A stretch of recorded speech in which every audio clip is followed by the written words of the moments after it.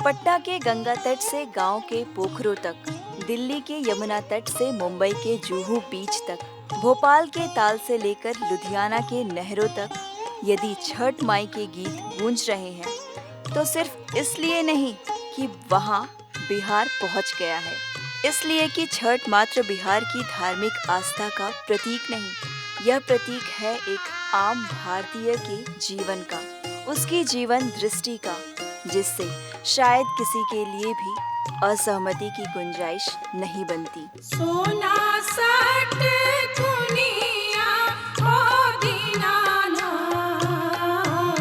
के घूमै छ सने साथ के घूमै छ सने साथ। छठ शायद एकमात्र ऐसा उत्सव है जिसमें आम भारतीय जीवन को अपनी संपूर्णता में अभिव्यक्ति मिलती है। रहन सहन, खान पान, क्राफ्ट, चित्रकला, संगीत, जीवन के जो भी रंग आप सोच सकते हैं, छठ में उसकी अहम भूमिका होती है। छठ में संपूर्ण बिहार को अभिव्यक्ति मिलती है, किसी जाति या धर्म को नहीं। यह इसलिए कहा जाता है कि इस लोकोत्सव में सबों की समान भागीदारी होती है। एक समुदाय से सूप आते हैं तो दूसरे से मिट्टी के बर्तन, कहीं से मिट्टी के चूल्हे आते हैं तो मौसमी फलों की आपूर्ति अमूमन मुस्लिमों द्वारा ही की जाती है। कद्दू से लेकर रुई के लाल अरते तक, सूप से लेकर कपूर तक और सिंधा नमक से लेकर सिंदूर तक, छठ व्रत में शायद 100 से भी अधिक सामग्रियों की जरूरत पड़ती है, जिससे कोई लाख कोशिश कर ले, बगैर सामाजिक सहभागिता के उपलब्ध करना संभव नहीं। और सब कुछ चाहे आप खरीद भी लें, दातुन के लिए आम की डंठल लेने आपको पड़ोस के दरवाजे खटखटाने ही होंगे।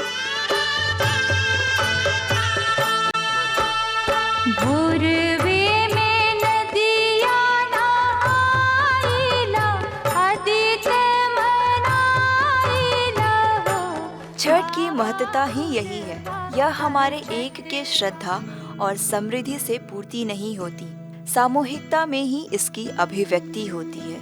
यहाँ समूह ही पंडित है, समूह ही जजमान। यहाँ पूजन विधि कोई पंडित तय नहीं करता, हम तय करते हैं। यह शायद एकमात्र ऐसा पर्व है जिसे मनाने के लिए न तो किसी मंदिर की जरूरत होती है, न ही पंडित की।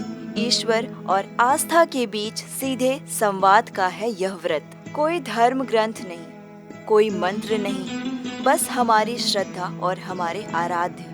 आश्चर्य नहीं, छठ में किसी अमूर्त शक्ति की आराधना नहीं करते, आराधना करते हैं अपने जीवन दायिनी की, चाहे वह गंगा के रूप में जल की हो या सूर्य की या फिर फल के रूप में वनस्पतियों की। यह वास्तव में अपने जीवन दायिनी के प्रति सामूहिक कृतज्ञता ज्ञापन है।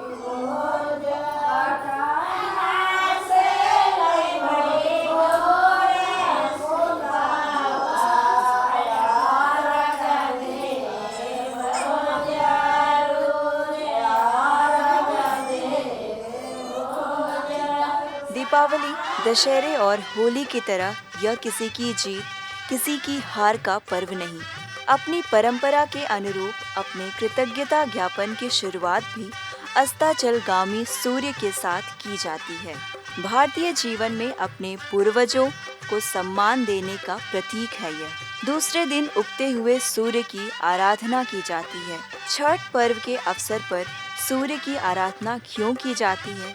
इसके पीछे कई मान्यताएं हैं, लेकिन महत्वपूर्ण वह नहीं, महत्वपूर्ण यह है कि यह पर्व हमें हमारे सूर्य, हमारी नदियाँ, हमारे पर्यावरण को सम्मान देने के प्रति सचेत करता है। शायद इसलिए इस पर्व में प्लास्टिक जैसे पर्यावरण को हानि पहुंचाने वाले वस्तु का उपयोग वर्जित माना जाता है, जबकि पूजन सामग्री भी पर्यावरण के अनुकूल सूखी लकड़ियों और गोईठे पर ही पकाने की परंपरा है।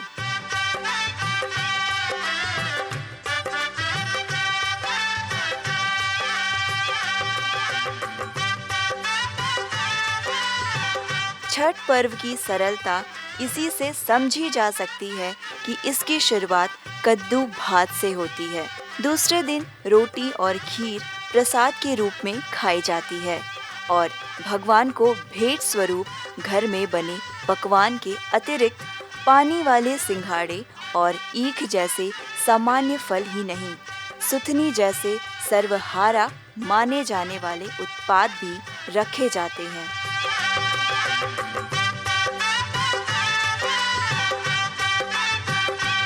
बदन पर सिर्फ सूती की धोती जिसे पहनकर आप कमर भर पानी में खड़े हो सकते हैं।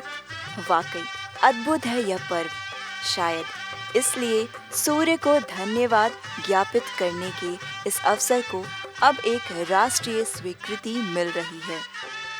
सुखद है समय के साथ जहां हर एक परंपरा कमजोर पड़ती जा रही है या बाजार के आतंक से प्रभावित होती जा रही है। तमाम झंझावातों के बावजूद छठ की परंपरा और पवित्रता अक्षुण्ण बनी हुई है। विश्वास है जब तक जीवन है, सूर्य है, यही अक्षुण्णता कायम भी रहेगी।